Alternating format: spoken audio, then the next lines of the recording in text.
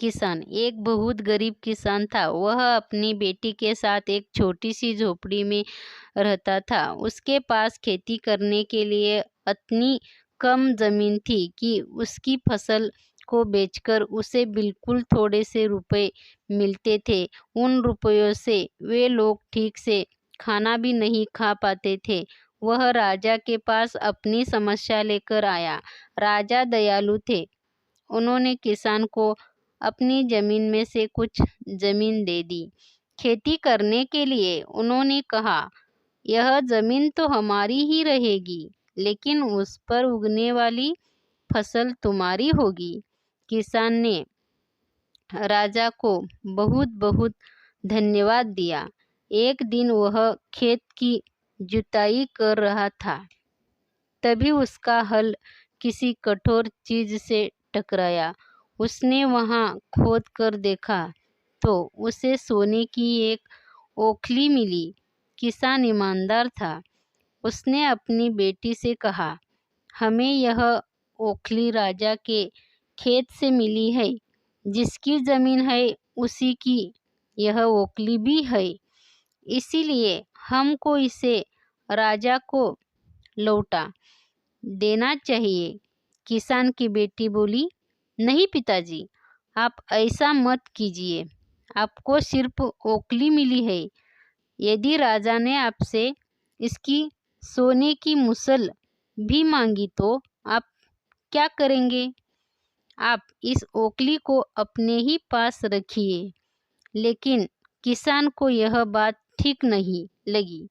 वह बोला, जो चीज हमें मिली ही नहीं, वह मांगने का राजा को कोई अधिकार नहीं है। वह राजा के पास ओखली लेकर पहुंचा।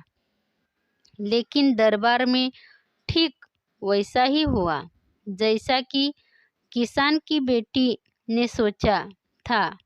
राजा ने सोचा कि किसान ने लालचवश मुसल अपने पास रख ली है। किसान बेचारा सोने की मुसल कहाँ से लाकर देता। नतीजा यह हुआ कि किसान को जेल में डाल दिया गया। जेल में न उसे ढंग से खाना मिलता था, ना पानी। किसान को ऐसी गलती की सजा दी गई थी जो उसने की ही नहीं थी। वह खाए पिए बिना निढाल हो गया। लेटे लेटे वह रोता रहता था और कहता था, बेटी की बात मानी होती। काश मैंने अपनी बेटी की बात मानी होती। एक दिन राजा ने उसे ऐसा कहते हुए सुन लिया। उन्होंने किसान से पूछा कि वह ऐसा क्यों कह रहा है। तब किसान ने राजा को पूरी बात बताई। राजा को अपनी गलती का एहसास हुआ। किसान को तुरंत छोड़ दिया गया।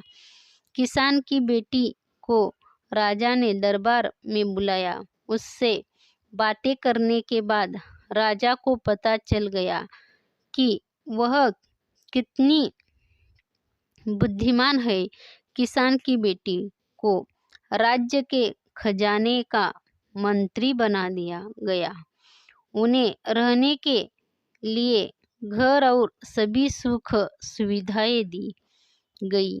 किसान और उसकी बेटी सदा सुख से रहे। किसान को थोड़ा कष्ट जरूर झेलना पड़ा, लेकिन अंत में जीत सच्चाई की हुई। अगर वीडियो अच्छा लगा तो ज़रूर सब्सक्राइब करना।